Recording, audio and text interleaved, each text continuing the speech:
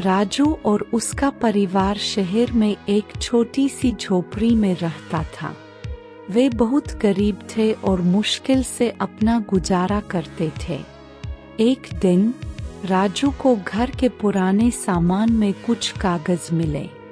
उनसे पता चला कि उसके दादाजी ने एक दूरदराज के गांव में जमीन छोड़ी थी। शायद उस जमीन को बेचकर हम अपनी गरीबी मिटा सके।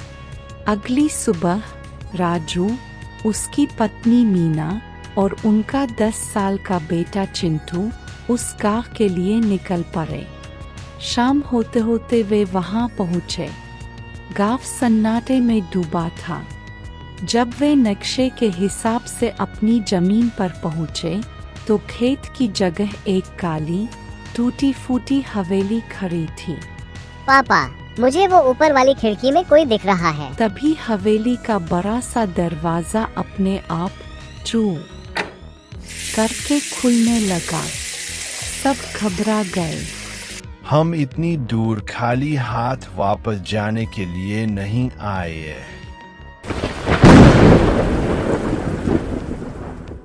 राजू ने फोन की टॉर्च जलाई और वे अंदर गए। अंदर गुप अंधेरा और सीलन की बदबू थी। हॉल में परदादा की तस्वीर उन्हें घूर रही थी। तभी राजू को फर्श पर एक हीला पत्थर दिखा। पत्थर हटाने पर नीचे एक लोहे का संदूक मिला। राजू ने उसे खोला तो सोने के सिक्के और गहने चमक उठे।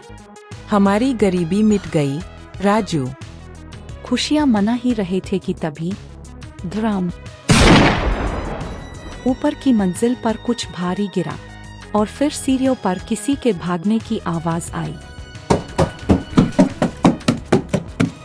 भागो! राजू ने संदूक उठाया और वे तीनों जान बचाकर भागे। जैसे ही वे बाहर निकले, दरवाजा धड़ाम से बंद हो गया।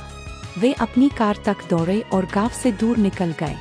हम अमीर तो हो गए मीना, लेकिन मुझे पक्का यकीन है कि उस हवेली में हम अकेले नहीं थे।